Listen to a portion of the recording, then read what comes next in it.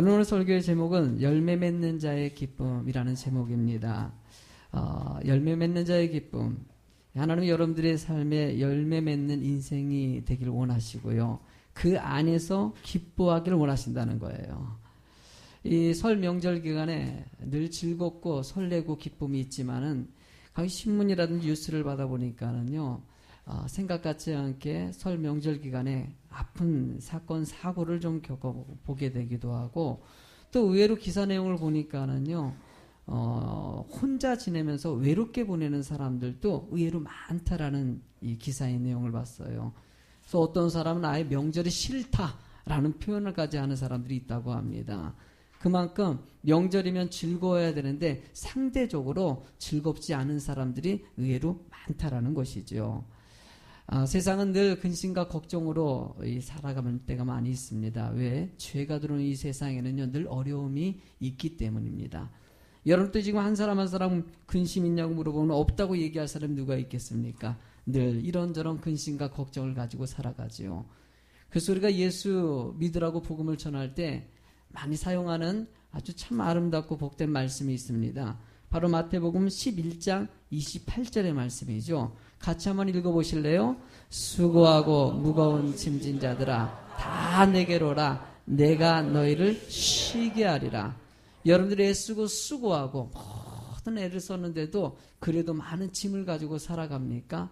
일 때문에, 여러 가지 짐 때문에, 어려움 때문에 살아가고 있는 여러분들의 그런 근심된 사람들이 예수 그리스도의 은혜 안에서 쉼을 얻을 수 있다는 것이에요. 이렇게 쉼을 얻는다고 말씀하시고 나서 뒤에 따라오는 29절의 말씀이 있는데 이렇게 얘기하고 있습니다. 읽어보실래요? 나는 마음이 온유하고 겸손하니 나의 멍에를 메고 내게 배우라. 그리하면 나의 마음에 쉼을 얻으리라 라고 얘기합니다. 하나님의 은혜 가운데 쉼을 얻고자 들어왔는데 그 쉼을 얻는다는 의미가 뭐냐니까 여기 말씀에 멍에를 메는 것이라고 얘기하고 있어요. 멍에를 메는 것이 너희 마음에 쉼을 얻는 것이라고 얘기하는 것이죠. 그러니까 멍에를 메는 것이 다른 성경 구절에는요, 십자가를 지고 주님을 따르라고 얘기하는 것이에요. 예수님의 은혜 가운데 쉼으로 들어왔으면은 그 안에 예수 그리스도의 십자가를 지고 따라가는 것이 그것이 축복이다라고 얘기하고 있어요. 그 멍에 겉으로 보기엔 무겁게 보이는데 그 다음에 30절 말씀에 이 멍에에 대해서 이렇게 또 설명합니다. 읽어보실래요? 이는 내 멍에는 쉽고 내 짐은 가벼움이라 하시니라. 멍에가 쉽고 가볍다라고 얘기하고 있다는 거예요. 여러분들 하나님의 은혜 가운데 있는 이 삶, 때로는 십자가에 지는 삶이 무겁게 보이지만 그 은혜 가운데 있는 사람들은 이게 너무나도 쉽고 오히려 큰 기쁨이라는 것이에요. 그러니까 주님 안에 들어온 사람들은 이 멍에를 늘 메고 살아가는 것이 우리들의 모습입니다. 그 멍에에 대해서 주석서에 설명하면요, 본문에 요한복음 15장이 이 멍에에 대해서 설명한 것이라고 나와 있어요. 그러니까 여러분들이 지금 오늘 말씀을 읽다 말씀에 있는 이 주된 목적이 바로 이 예수님께서 원하는 쉼을 얻고 주 안에 들어온 사람들이 어떻게 인생을 살아가야 될지를 정확하게 얘기해주고 있는 말씀이 바로 본문의 말씀이라는 것이에요. 저는 이 열매를 통해 가지고 여러분들이 이 땅을 살아가면서 어떻게 살아야 될지를, 참된 쉼의 의미가 뭐고 참된 열매의 의미가 무엇인지를 이 시간 짧지만은 잘 새길 수 있는 시간이 될 줄로 믿습니다. 자, 열매 맺는 삶이 되기 위해서 그럼 어떻게 해야 될까요? 첫 번째로 알아야 될 것은요, 열매 맺도록 나무에 붙어 있어야 된다는 것이에요. 5절의 말씀을 읽어볼까요? 나는 포도나무요 너희는 가지라. 그가 내 안에 내가 그 안에 거하며 사람이 열매를 많이 맺나니 나를 떠나서는 너희가 아무것도 할 수 없음이라. 열매 안에 붙어 있을 때 그 가지에서 열매를 맺을 수 있다는 것이죠. 하나는 여러분들이 나무에 딱 붙어 있어가지고 그 안에서 열매 맺어가지고 또 그것이 씨앗이 뿌려져서 많은 지역에 열매로 풍성해지길 원하신다는 거예요. 우리 교회 앞에 보면요, 제가 벚꽃나무를 우리 성도님들이 얘기했더니 벚꽃나무를 심어주시고, 제가 감나무 있었으면 좋겠다 그랬더니 감나무를 심어주셨어요. 근데 벚꽃나무에요, 작년에요, 이 벚꽃나무에 꽃이 정말 이쁘게 우리 꽃이 핍니다. 그런데 한 줄기에 꽃이 피지 않는 거예요. 잎사귀도 알고요. 딱 알고 봤더니요, 그 끝에 부분에 보니까는 나무가 잘라져 있었던 거예요. 어떻게 추리하다가 어떻게 하다 보니까는 이 나무가 오늘 그렇게 그 밑에 분위기가 잘라져 버린 것이죠. 그러니까 이게 보니까 겉으로 보기에는 멀쩡한 것 같은데 시간이 지나니까 잎사귀가 생기지 않고 꽃이 안 피니까 이걸 살펴보니까 그게 끊어져 있었던 거예요. 그러니까 나무에 붙어 있는 가지에서 꽃이 피고 거기서 열매를 맺는 것이 떨어져 있으면 펴요, 안 펴요? 필 수 있는 것이 아니라는 것이에요. 하나님은 그래서 이 말씀을 통해서 얘기하는 것이 주님이 나무가 되시니까 우리가 붙어 있는 자가 되길 원하신다는 거예요. 떨어지지 않을지어다. 우스갯소리 이런 얘기가 있지 않습니까? 기는 놈 위에 뛰는 놈이 있다. 뛰는 놈 위에 나는 놈이 있다고 얘기합니다. 그러니까 수준이 좀 높다는 것이죠. 근데 나는 놈보다도 더 수준 높은 사람이 있대요. 어떤 놈이냐? 붙어 있는 놈이라고. 그러니까 나는 사람에게 붙어 있는 것이죠. 여러분들, 이 축복의 사람에게 붙어 있으면은요, 거기서 그 축복을 내가 받는 것이에요. 항상 은혜 가운데 살아가는 사람들은요, 최고의 것을 만나게 되게 하시고, 그 최고의 것에 붙어 있을 때 진정한 영향도 동일하게 얻을 수 있다는 것을 성경의 말씀에서 얼마나 많이 가르쳐 줍니까? 여러분, 제 인생에도요, 주님 만난 것이 얼마나 큰 은혜인지 모릅니다. 하나님을 만나니까 세상 것이 그렇게 중요한 것이 아니라는 것을 놓고 다 내려놓고 하나님께 붙어 사는 것. 그 은혜를 먹고 그 은혜 가운데서 축복의 삶이 된 거 얼마나 복된 삶입니까? 성경 본문의 6절은요 이렇게 얘기합니다. 사람이 내 안에 거하지 아니하면 가지처럼 밖에 버려져 마르나니 사람들이 그것을 모아다가 불에 던져 사르느니라 라고 얘기합니다. 주 안에 있지 아니하면 결과가 어떻게 됩니다? 버려진다는 것이에요. 사실 이 의미는요 죽었다는 의미예요. 붙어 있지 않으면 죽는다는 것이에요. 여러분의 영적인 삶이 하나님과 동행하지 아니한다면 그것은 죽은 삶하고 똑같다는 것이에요. 여러분은 주 안에 있다는 것을 감사하실 줄로 믿습니다. 그 안에 생명력이 있고 그 안에 축복이 있고 그 안에 열매가 맺어지기 때문입니다. 사단의 전략이 뭔지 아십니까? 사단은요 철저하게 분열입니다. 여러분이 에덴 동산에서 하나님은 그 축복의 땅에서 살게 하셨는데 거기서 사단의 전략은 뭡니까? 하나님과 아담과 하와의 분열입니다. 떨어뜨려 놔요. 그리고 또 아담과 하와도요 이 열매 사건 때문에 서로 갈라지면서 서로 갈등을 요구하지 않습니까? 이 땅의 사단의 역할은요 끊임없이 하나님과의 관계를 끊어놓는 작업을 하는 거예요. 거기서 교회 안에 성도님들의 관계를 끊어놓습니다. 가족 간의 관계를 끊어놓습니다.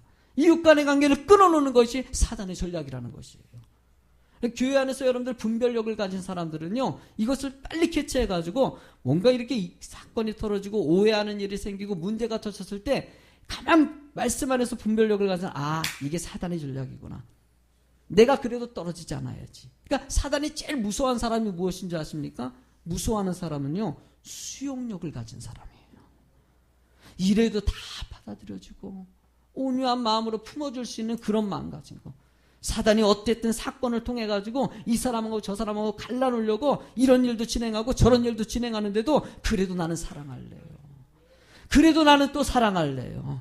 이 사건 터지면 절대 갈라질 거다. 목사님 관계도 끊어질 때고 성도님도 관계도 끊어질 거다. 미워하게 만들고 시기하게 만들고 이런데도 그래도 사랑합니다. 그래도 난 또 사랑합니다. 여러분들 주변에 여러분들 욕하십니까? 그래도 사랑하십시오. 사단의 전략은요 사람을 이용합니다. 온유함으로 접근하는데 그것을 통해서 서로 분열을 얘기하는 것이 사단의 역할이에요. 그럴수록 여러분들이 끊임없이 붙어있고 매달리고 그래도 사랑할 수 있는 마음이 되는 거. 성경은 이 붙어있기 위해서 왜 있어야 되느냐 본문의 9절과 10절에 너무나 정확한 답을 얘기하고 있어요. 읽어보실래요? 아버지께서 나를 사랑하신 것 같이 너도 너희를 사랑하였으니 나의 사랑 안에 거하라. 내가 아버지의 계명을 지켜 그의 사랑 안에 거하는 것 같이 너희도 내 계명을 지키면 내 사랑 안에 거하느니라. 붙어있기 위해서 필요한 것이 무엇입니까? 사랑이라는 것이. 사랑하면은요 내가 다 이해할 수 있고 받아들일 수 있고 용서할 수 있는 마음을 거기서 주시더라는 거예요. 저는 예수비전교회가 사랑이 풍성한 교회가 될 줄로 믿습니다. 어떤 사람이 오더라도 그러려냐고 품고 또 기도하고 그래도 또 품고 기도하고, 그래도 품고 기도하고 갈 수 있는 교회가 되는 거. 제가 보면요, 불편할 때가 있어요. 우리 현목이가 일부 예배 드리고, 참 우리 현목이가요, 이 정신 지적 장애인이에요. 판단력이 없지요. 예배 시간에도 말도 하고요, 예배 질서를 좀 어지럽히기로 해요. 근데 얘가요, 안 배우는 듯 하면서도요, 이게 또 일부 예배만 딱 드리고요, 이제 2부 예배는 또 안 드려요. 그래서 딱 그래서요, 나름대로 자기가 안 드릴 거 아나 봐요. 그래서 지난 철야 예배 때는요, 예배 딱 드리다가 알아서 뒤로 들어가요. 이 뒤는 전도사님들이 안 계셨거든요. 그런데 철야 예배 때 혼자 딱 앉아서 예배 드리다가 딱 설교 들어가니까요, 뒤로 알아서 들어가요. 그래서 야, 얘가 참 알아서 이렇게 질서를 이제 잡는다고. 말조심도 하고. 그래요, 현목이가 있다는 게 불편할 수는 있어요. 수용하기가 참 힘들어요. 저도 마찬가지예요. 교회 기물도 파괴하지요, 뭐 가져가기도 하지요, 여러 가지 힘들게 만들기도 해요. 하나님께서는요, 그런 것을 수용하고 받아들이고 그래도 사랑하는 자가 되길 원하시는 거예요. 하나님은 여러분들의 인생에도요, 내 불편함은 다 없었으면 좋겠다 그런 것이 아니라, 그래도 그것을 용서하고 품어주어가지고 함께 하길 원하는 그런 공동체가 교회 공동체가 되길 원하시는 거예요. 여러분들 이런 사랑을 가지고 함께 붙어있는 성도들에게, 두 번째, 주 안에 있는 사람들에게 축복을 주신다는 거예요. 두 번째, 열매 맺도록 기도의 응답의 축복을 주신다. 여러분 본문의 7절의 말씀을 읽어보니까요, 읽어보실래요? 너희가 내 안에 거하고 내 말이 너희 안에 거하고 무엇인지 원하는 대로 구하라. 그리하면 이루리라 라고 얘기합니다. 여러분들 본문의 말씀을 보니까 이 구하는 대로 주신다는 것에 조건이 있습니다. 너희가 내 안에 거할 때. 아멘. 첫 번째는 내 안에 거하고, 두 번째는요, 내 말이 너희 안에 거할 때입니다. 지금 말씀대로 살아가는 사람, 주님의 은혜, 여러분들 이 자리에 있다는 것 자체는 이미 주님 안에 있다는 것이에요. 할렐루야. 그럼 두 번째는요, 말씀이 여러분들의 삶 가운데 나타나야 되는 것이에요. 말씀 들으면 그냥 끝나는 것이 아니라 삶에 좀 적용 좀 해서 이전보다도 더 큰 믿음이 되도록 노력하라는 것이에요. 이렇게 노력하는 삶을 살아가는 사람들에게 기도의 응답의 축복을 주신다는 거예요. 저도 참 삶 가운데 보면요, 복이 참 많은 사람이에요. 기도하는 것마다 응답을 주시고, 또 성도님도 마찬가지예요. 성도님도 지난 어저께군요. 어저께 만나가지고 성도님하고 얘기하다 보니까, 목사님 참 은혜입니다. 이렇게 응답받고, 이런 기도 제목고 이렇게 기도했는데 응답받고, 막 이런 얘기를 쭉 얘기하는데 참 복을 많이 받으셨더라고요. 그 삶에 끊임없이 기도하는 그 성도님이 쉬지 않고 기도하는 성도시거든요. 근데 그 순간에 하나님께서 이루게 하시고 또 열어주시고 이런 간증을 하는 거, 성경의 말씀을 보면요, 늘 응답의 역사를 성경이 얘기하는 거예요. 아브라함의 응답의 역사가 있는 거예요. 야곱의 응답의 역사입니다. 다윗의 응답의 역사예요. 예레미야, 이사야, 여러분들 요나, 모든 바울사도, 베드로, 모든 사역자들에게 하나님께 구하고 응답받은 것이 이 말씀에 들어간 게 아닙니까? 여러분들도요, 말씀의 응답의 역사가 여러분들의 삶 가운데 나타날 줄로 믿습니다. 여러분, 이런 응답의 역사가 있는 사람들은요, 또 구하고 받고 또 구하고 받고 이런 은혜가 생겨요. 열정이 생겨요. 그래서 기도하는 것을 늘 사모하면서 접근하게 돼 있죠. 저는 기도 응답 받는 사람들의 삶은요, 꼭 이렇게 보면은 이미 다 주어졌다는 거 있잖아요. 저도 보면 지금까지 이렇게 살아보면 이미 주어진 은혜가 얼마나. 그래서 이 설교를 준비하는데 오늘 아침에 이렇게 묵상하면서 이 찬양이 떠오르더라고요. 지금까지 지내온 것은 찬양 있지 않습니까? 지금까지 지내온 것 주의 크신 은혜라니 없는 주의 사랑 말하라. 자나게 나 주의 손이 항상 살펴주시고 모든 예를 주 안에서 형통하게 하시네. 할렐루야. 하나님이 여러분들의 삶 가운데 이미 은혜를 주시고요, 여러분들의 앞길에도 형통함의 축복을 주신다는 것이에요. 여러분들 항상 하나님께 구하고 응답받는 삶이 될 줄로 믿습니다. 빌립보서 4장 13절에 보면은요, 내게 능력 주시는 자 안에서 내가 모든 것을 할 수 있다고 합니다. 내게 능력 주시는 자 안에서, 주님 안에 있는 사람은요, 내가 소원하는 것을 이룰 수 있다는 것이에요. 그래서 붙어있는 자의 축복이 그만큼 큰 것입니다. 여러분 느헤미야를 아십니까? 느헤미야의 형제인 이 하나니가 유대 지역에 다녀왔어요. 유대 지역에 갔다 왔더니만 유대 지역이 너무나 참혹한 것이에요. 여러분들 느헤미야서 1장 3절에 하나니가 이렇게 얘기합니다. 그들이 내게 이르되 사로잡힘을 면하고 남아있는 자들이 그 지방 거기에서 큰 환난을 당하고 능욕을 받으며 예루살렘 성은 허물어지고 성문들은 불탔다 하는지라. 하나니아가 느헤미야가 이렇게 얘기했어요. 너무나 지금 참혹할 정도로 백성들이 너무나 고통당하고 있다고. 이런 고통당하는 얘기를 들었던 느헤미야가 1장 4절에 이렇게 얘기합니다. 같이 읽어보실래요? 시작. 내가 이 말을 듣고 앉아서 울고 수일 동안 슬퍼하며 하늘의 하나님 앞에 금식하여 기도하였더라. 여러분 느헤미야가 말을 듣자마자 수일 동안 슬퍼하며 울며 금식하며 기도했다. 여러분들 하나님은 우리가 이렇게 기도하는 자가 되기를 원하셔요. 저는 요즘에요 마음 아픈 건 눈물이 점점 사라지고 있다는 사실. 제가 이런 얘기를 가끔 하지 않습니까? 여러분 느헤미야는요 내일이에요 아니에요? 일이 아니에요. 지금 느헤미야는요 술관원이에요. 그 대제국에 장관급에 들어가 있는 사람이에요. 부도 있고요 누릴 수 있는 건 마음껏 누릴 수가 있어요. 그런데 멀리 있는 자기 민족 사람을 위해서 그냥 같은 동일한 민족이라는 이 이유 한 가지로 그들을 위해서 눈물을 흘리면서 금식까지 하면서 기도하더라는 거예요. 여러분은 이렇게 기도해 보셨습니까? 이웃이 힘들고 어려웠을 때 눈물을 흘리면서 금식하면서 기도해 오셨습니까? 사순절 기간에 기도하자고 해도요 사실 저렇게 반응이 안 와요.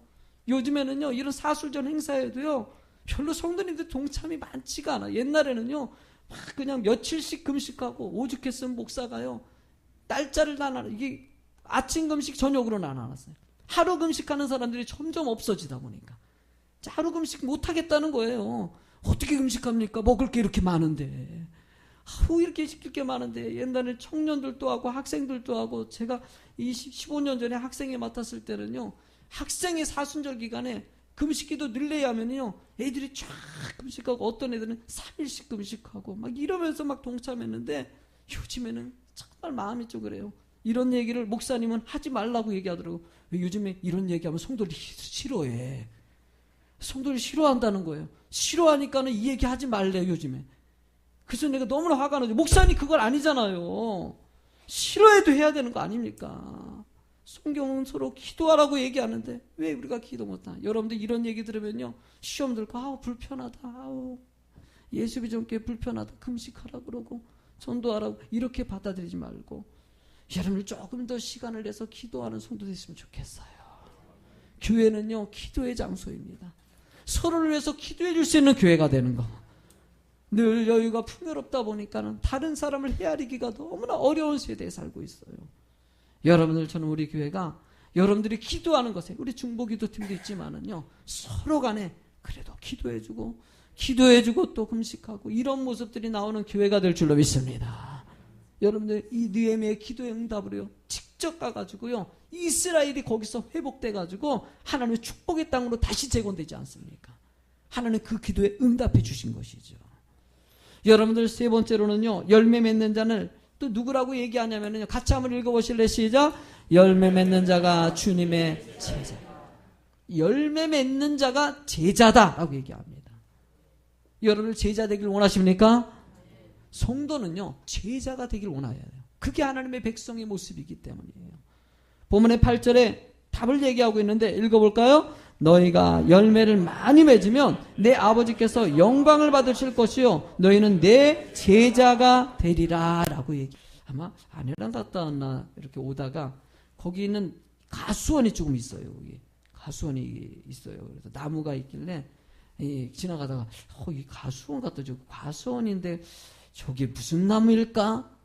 라고 했더니 옆에 있는 분이 딱 그러더라고요. 사과나무 그러더라고요.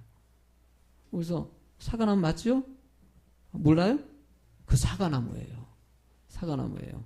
왜 알까요, 여러분들? 사가 열린 걸 봤기 때문에. 아주 간단해요. 나무 모양을 아는 것이 아니라 그냥 전문가, 비전문가인지 내가 뻔히 알아요, 보면은요. 근데 딱 보고 아는 것은 지난 여름에 사과 열매 맺은 것을 봤기 때문에 저게 사과나무라는 것이에요. 여러분, 가수원 주인이 사과나무가 만약에 이 가수원에 나무를 심은 이유가 뭡니까? 사과를 얻기 위해서예요. 근데 나무를 심었는데 나중에 사과가 열매가 맺어지잖아요. 그러면요, 그냥 가만히 둘까요? 뽑아버릴까요? 여러분들 뽑아버리는 거예요. 왜 그럴까요? 내 목적은요, 열매 맺기를 원하는 거기 때문에. 하나님은 여러분들의 인생에도요, 열매 맺는 자를 통해서 참된 제자의 모습이 나오시길 원하신다는 거예요. 여러분의 열매는 뭐 어떤 것일까요? 그러면요, 마지막으로 첫 번째로 열매는 두 가지 의미를 갖고 있는데, 첫 번째는요, 성령의 열매를 얘기하는 거예요. 여러분 잘 알고 있는 말씀인데도 갈라디아서 5장 22절, 23절의 말씀 같이 읽어보실래요? 시작. 오직 성령의 열매는 사랑과 희락과 화평과 오래 참음과 자비와 양성과 충성과 온유와 절제니 이 같은 것을 금지할 법이 없느니라. 한 번 더 시작. 오직 성령의 열매는 사랑과 희락과 화평과 오래 참음과 자비와 양성과 충성과 온유와 절제니 이 같은 것을 금지할 법이 없느니라. 보지 않고 한 번 더 시작. 오직 사랑과 희락과 화평과 오래 참음과 자비와 양성과 충성과 온유와 절제니 이 같은 것을 금지할 법이 없느니라. 목사가 왜 세 번씩이나 하고 외우라고 얘기할까요? 이 말씀이 중요하기 때문이다. 말씀을 다시 한번 보세요. 오직 성령의 열매는 사랑입니다. 아멘. 사랑의 열매를 맺으십시오. 희락의 열매를 맺으십시오. 기뻐하는 자가 되시길 바랍니다. 주님이 내 안에 있기 때문에 기쁨이 있어야 돼요. 그러니까 예수 믿는 사람 보기만 해도요, 스마일이 있어야 돼요.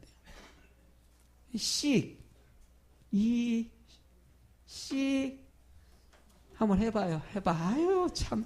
하여튼, 징역이 안 해, 징역이. 한번, 아주 이런 거 해봐요. 이게 남자분들, 하여튼 우리 조선 남자분들, 진짜 아주 이렇게, 하여튼 50% 이상은요, 근엄하셔요. 이렇게 그냥 웃으시면 안 되는 것 같이, 아니에요. 웃어도 됩니다. 이게 또 애들이 꼭 보여줘. 청년들도 남자애들도 은근히. 하여튼 좀 그런 거 있어요. 흙으로 지어놔가지고 좀 그런 것도 있긴 한데, 그래 좀 웃으세요. 어떤 남자분은요, 성도님은, 나도 가끔 웃기는 설교 좀 못하는데 가끔 가서 좀 웃기는 게 있어요. 그러면 다 웃는데 안 웃으려고 막 애를 써. 좀 웃어요. 할렐루야. 주님이 내 안에 계시고 동행하는지 웃으면서 살아있는데 그냥 안 웃으려고 그냥 웃으면 안 돼. 아니에요. 여러분들 좀 웃으세요. 아멘. 자녀들에게도 웃는 모습 보이시고요. 스마일. 할렐루야. 여러분들 이런 기쁨이 있고요. 또 이어가지고 여러분 뭐라고 해요? 그러니까 여기 보면은 기쁨이나 온유라든지 이 자막을 좀 띄워주세요. 여러분들 희락, 화평과 오래 참음과 자비와 양성, 이런 모든 것들을 잘 갖춰가지고요, 마음속에 여러분들이 화평의 도구가 되고, 어떤 상황 가운데서도 오래 참고, 좀 이런 사람 저런 사람 있어도요, 수용력 가지고 좀 기다려주고, 참고 기다리고, 자비 가지고 불쌍한 사람 좀 품어주시고요, 돕고, 양손으로 좀 선한 모습 보이시고요, 불쌍한 사람 돕기도 하고, 선한 성품 가지고 좀 살아가고, 충성하며 교회 일에 열심을 다하시고, 그 다음에 온유한 마음으로 모든 일에 상대방이 막 그냥 화나게 만들어도 온유함으로 그러려니. 할렐루야. 절제하시면서 중독된 거 다 끊어내면서 이런 열매가 맺어지길 간절히 소망합니다. 제가 앞으로도 이 성령의 열매는요, 끊임없이 강조해야 돼요. 교회에 이 모습이 있어야 되거든요. 두 번째 열매는요, 바로 전도의 열매인데, 여러분 잠언서 11장 30절 읽어볼까요? 앞에 보시죠. 의의 열매는 생명나무라 지혜로운 자는 사람을 얻느니라. 의의 열매는 생명나무라서 지혜로운 자는 누구를 얻는다? 사람을. 하나님은요, 여러분들을 통해서 또 다른 제자가 되기를 원하십니다. 많은 사람들이 주께로 돌아오는 자가 되기를 원하신다는 거예요. 예수님의 3년의 공생의 사역 중에 사신이 무엇인지 아십니까? 전도입니다. 끊임없이 제자에게 전도를 가르치고 말씀을 통해서 먼 지역의 땅끝까지 이르러 복음을 증거하라는 것이 우리의 사명이라는 것이에요. 교회는요, 이 사명 놓치면 안 되는 것이에요. 여러분들이 9가지 성품을 가지고 많은 사람들에게 그리스도의 향기를 바라는 성도가 되길 원하신다는 거예요. 직분이 권사이고 직분이 장로이고 집사님이 신대고 불가고, 여러분들 우리가 전도의 열매가 너무나 없지 않습니까? 여러분들 이 부분에 대해서는요, 여러분 회개하고 기도할 제목입니다. 한국의 교회가 얼마나 가슴 아픈지 모릅니다. 지금요 부흥이 사라졌어요. 큰 교회 수평이동 때문에 많이 몰려지는 것이지 실제적으로 여러분 불신자가 전도되는 경우는 그렇게 드물어요. 우리 교회만 봐도 그러지 않습니까? 우리 교회는요 지금 기사에도 나가고요, 우리 교회가 칭찬받는 교회로요 이렇게 되는데, 솔직히 우리 교회 모습이 여러분들 어떻습니까? 전도하는 교회 모습입니까? 이 교회가요. 여러분들 한번 보세요. 여러분들이 전도한 사람이 몇 명 있습니까? 말로만 해가지고요 그냥 전도하는 흉내만 내고 있지, 진짜 영혼을 살려가지고 그 영혼 데려오기 위해서 열정을 가진 사람 찾기는 어려운 세대에 살고 있다는 거예요. 저는 이번 명절에요 제가 감사한 게 있어요. 우리 장모님이요, 알다시피 우리 장모님 뵌 지가 이제 20년이죠. 20년 전에 우리 장모님 하나님 믿지 않았어요. 장인어른도요.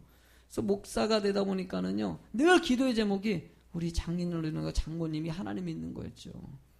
참 믿기가 어려운데, 결국엔요, 두 분이요, 하나님 영접하셨어요. 얼마나 감사한지 몰라요. 우리 장인어른도요, 주님 영접하시고, 은혜 가운데 소천하셔서 천국 가셨죠. 제 인생에 참 복된 일이라. 우리 근데 장모님이요, 믿음이 점점 성장하셔가지고요. 지난번에는 권사임직을 받으셨거든요. 그냥 믿음이, 전에는 그런 말 없어요. 이게 성령 명절되면은요, 잘 살아라, 돈 많이 벌어라, 뭐 이런 얘기만 하셨는데, 작년에도 조금밖에 안 하셨던, 작년에부터 말투가 달라지셨어요. 하나님 믿어야 된다. 뭐 이렇게 하시는데, 이번에는요, 완전히 적극적이에요. 꼭 하나님 믿어야 된다고. 우리 가정은 하나님만 의지하는 가정이라고. 하나님이 너희들에게 복을 주실 것이라고. 막 옆에서 목사가 들으니까 설교 한 편이야. 하면서 그냥 또 내가 목사이다 보니까는 그냥 우리 어른분들, 저보다도 우리 큰형님 같은 경우 나랑 20살 차이나 나요. 8남매다 보니까는 쳐가지고. 그런데도 불구하고, 아이고, 우리 목사님이 계신다고 하면서 막 상소를 하죠. 그만큼 이제 그걸 목사를 뭐 이렇게 하려는 것이 아니라 그만큼 하나님을 더 깊이 있게 생각하는 믿음이 이 성장 모습을 보여주시는 것이죠. 그러면서 전도하고 많은 사람들이 주께로 돌아와서 믿는 사람 꼭 믿었으면 좋겠다고 얘기하는 이 우리 장모님 모습 보면서, 우리 인생에도요 주변 사람들에게 예수 그리스도의 복음을 증거하는 것은 너무나 중요하다는 생각이 들어요. 저는 이 한국의 교회가 우리 교회를 통해 가지고 많은 사람들을 깨우쳐 가지고 주께 돌아오게 만드는 교회가 될 줄로 믿습니다. 여러분을 좀 움직입시다. 이번에 탁월한 전도법 정말 중요한 것 같아요. 그러니까 관계를 맺어가지고 그 사람을 주께로 돌아오게 하는 거. 여지껏 배운 전도법 중에서 실제적으로 죽어가는 영혼, 믿지 않는 사람들에게 관계를 갖는 방법을 너무나 잘 설명하고 있어요. 근데 실제적으로 이 일을 진행하기는 뭐 좋기는 좋은데 움직이는 성도 찾기가 어려운 것이죠. 이번에 수요일 날에도 이런 사역 훈련을 해보고 싶은 거예요. 형신도 같이 모여가지고 뭔가 나가가지고 예수 그리스도의 복음을 증거하고 그 사람에게 구원의 메시지를 전해가지고 하나님의 사람으로 만들 수 있는 그런 영적인 리더십을 좀 키워주고 싶은 거예요. 성경은 여러분들 마태복음 9장 37절에 이렇게 얘기합니다. 읽어보실래요? 이에 제자들에게 이르시되 추수할 것은 많되 일꾼이 참 가슴 아픈 일이 아닙니까? 여러분들 이 거만 땅에 믿지 않는 사람 많아요, 적어요? 정말 많습니다. 너무나 많아요. 그 많은 사람들에게 하나님을 믿고요, 천국의 소망을 가지고 축복의 사람 될 수 있도록 돕는 것은 너무나 중요한 일이라는 것이에요. 저는 우리 교회가요, 전도의 샘플이 되는 교회가 됐으면 좋겠어요.